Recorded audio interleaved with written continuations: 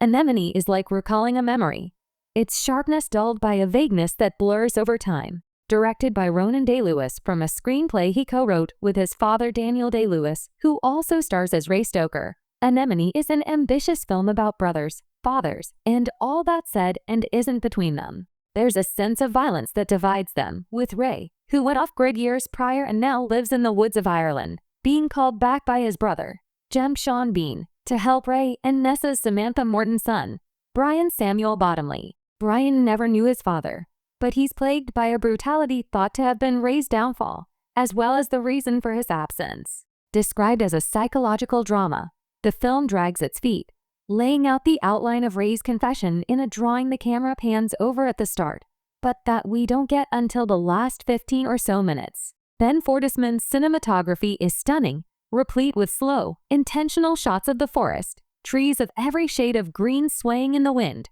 and sharp close-ups of the actors' faces. Anemone is weighed down by a vague and meandering story. For his feature directorial debut, Ronan Day-Lewis is confident in laying out the story, mixing a rich visual palette with intriguing character beats. But what might have been good as a short film is somehow distended to the point of boredom. The story's too vague, and the script's refusal to indulge in the details for the sake of character development creates a pervasive coldness that the film can't shake. It's painting in broad, undefined brushstrokes that we can clearly see the shape of, but that keep us on the edge, unwilling to truly let us in. It doesn't help that the film holds no real dramatic tension. Most of Anemone's intriguing moments and story elements are told to us rather than shown, and with no real connection to the characters, who meander just as much as the rest of the film does with what they have to say. The story quickly becomes underwhelming and grating. There's nothing propping it up besides the admittedly excellent performances, and even that can't turn this film around or give it a much-needed boost of adrenaline.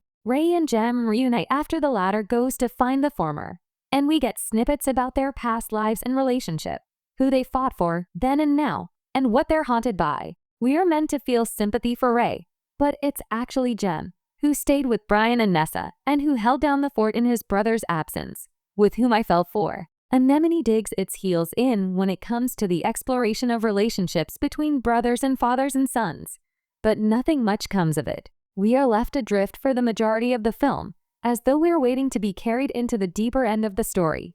But nothing moves us to that point. At times, Day-Lewis's film can be beautiful and haunting, containing a ferocious energy that is buried beneath an abstract, muted narrative. It's a slow, mind-bogglingly dull film that has potential peeking from every corner, but its storylines, Ray and Jem's on one side and Nessa and Brian's on the other, often, and somewhat abruptly, oscillate in a way that undercuts what is meant to be an emotional through line that somehow remains stagnant without a proper build-up. It's a film that means well at its core, but might just be one of the dullest I've seen in a while. Even its final act doesn't provide the necessary or satisfying emotional climax to justify its existence and 2-hour runtime. The sad thing is that Anemone seems to have something to say about its core relationships, and yet it's simultaneously hesitant to do any extensive digging. This is exemplified by the fact that Brian and Ray don't share the screen until the final minute. It reads as a hopeful ending, but it's baffling considering that Day-Lewis prolongs every scene and conversation to avoid getting to that moment.